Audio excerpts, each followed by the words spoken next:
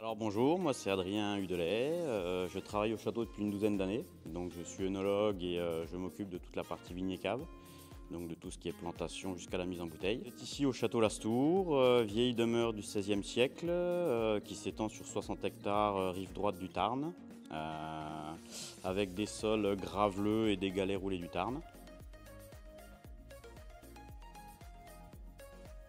Un choix de faire des essais et peut-être pour être un peu plus dans l'air du temps, une demande du consommateur d'avoir des vins un peu plus frais et un peu plus sur le fruit.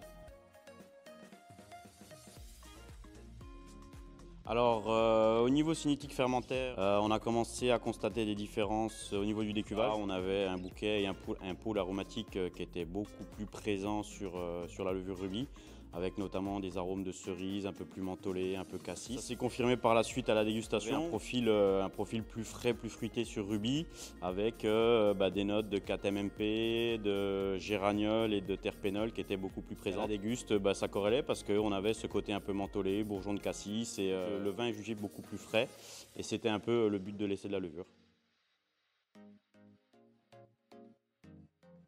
On l'a essayé sur Syrah et sur Duras, donc avec la même constatation. La suite, c'est d'autres cépages, notamment peut-être Merlot et Cabernet cette année.